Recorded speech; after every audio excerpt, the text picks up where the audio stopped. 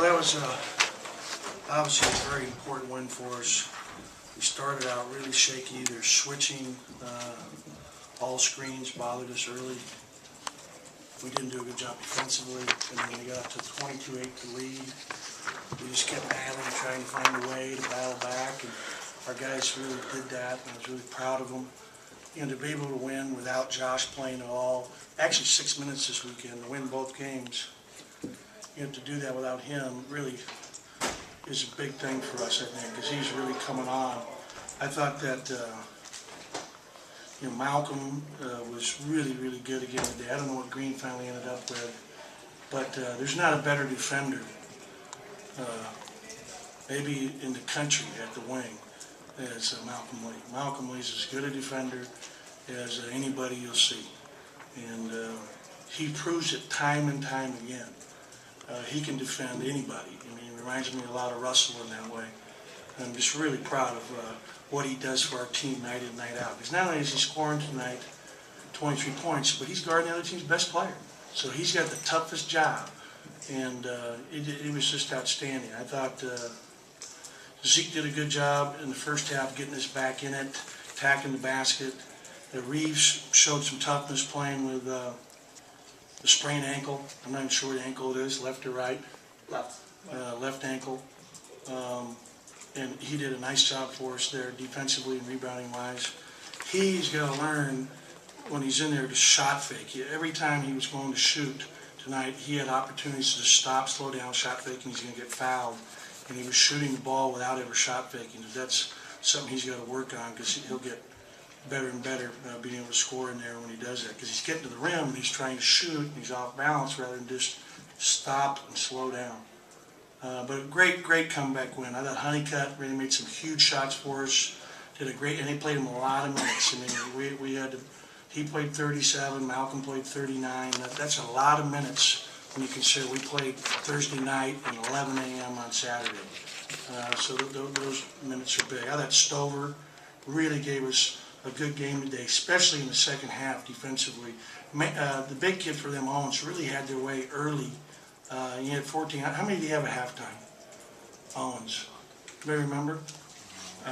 But the second half, I thought we defended him much better, and Stover had a lot to do with that. Really, his length and just his quickness, his feet were really good. And that's a career high for him in terms of minutes played with 23 minutes. Jeremy was great at the end of the game. You know, he shows up making 3 out of 4 free throws, but he does so much more out there for us, handling the ball, orchestrating things. Really made some big plays. Made a great pass to Honeycutt on the pick and pop to put us up 10 with about 3 or 4 minutes to go. Questions? Coach, can you just kind of take us through what you're watching out on the court, your thought process early in the game when it really starts to slip away? 22-8. Boy, this is disappointing. Disappointing? That's the strongest. Yeah, I can't tell you what I really think, or I can't say it out loud. But yeah, it was just, you know, it's 11 a.m. game. We're coming off a quick turnaround. We didn't know Josh wasn't going to play until 10 a.m. They came off a disappointing loss over at USC. They came out fired up, and again, they're a good team. We beat a good basketball team today. We beat the only team that's beat Washington in our league thus far. So a lot of things played into it. You know, they were switching things. We haven't seen a lot of that, so we'll be working on that here this week. You know, a lot of things went into it, but I think I burned 3 timeouts in the first 10 minutes of the game, just trying to stop the bleeding. And finally, we got going, and Zeke started attacking the basket and got to the line a few times, and then Honeycutt broke loose with a couple of big shots. And all of a sudden, we tied it up, I think, at 24-all. And we came off of Brown. That was a mistake by Honeycutt because he's just so tired. He played every minute in the first half, but I think probably 30 seconds. They showed 19. So he made a mental error. And then our next score, they were up 27-24. Stover got, I think, a post feed and actually went around the guy and scored. So it's nice to get him some minutes. And you can see Anthony is a presence defensively for us inside. He's probably our best post defender on the team. I mean, Josh can be when he's really working because he's so big and strong, but Stover did a great job today. Things that don't show up on the score sheet are things that he did well for us. So I was excited for Anthony. And you guys had, I think, 6 turnovers in the first 10 minutes and then 2 for the rest of the game. What would you guys change? But they were doubling Reeves, number one. So Reeves got double teamed and he got a few turnovers. He was too quick to drive one time and traveled. He was out of sorts partly because of their defense, doubling him in the post. They were really rushing to him. They're switching. We were dribbling too much. You got to just pass and move and cut. We did a better job of that as the game wore on after the first 10 minutes. And we still did some ball screening. They were changing their defensive looks a little bit. Sometimes they were switching everything. Sometimes they were switching ball screen. Sometimes they started out early playing soft, just going underneath our ball screens. And so we got to learn to set the screens lower.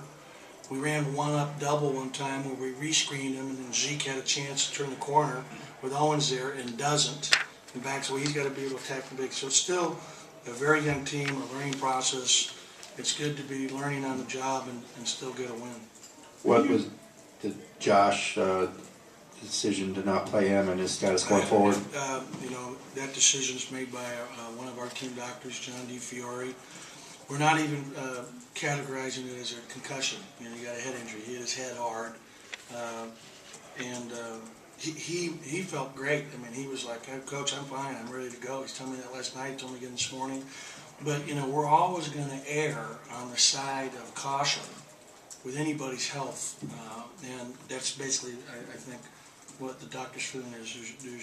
That kid has a long career ahead of him. We don't want anything that's going to disrupt that. And so, to win both games without a big bear playing other than 6 minutes against Cal is huge for us. Coach, you went 6 minutes. Stanford went 6 minutes without scoring towards the end of the second half. What went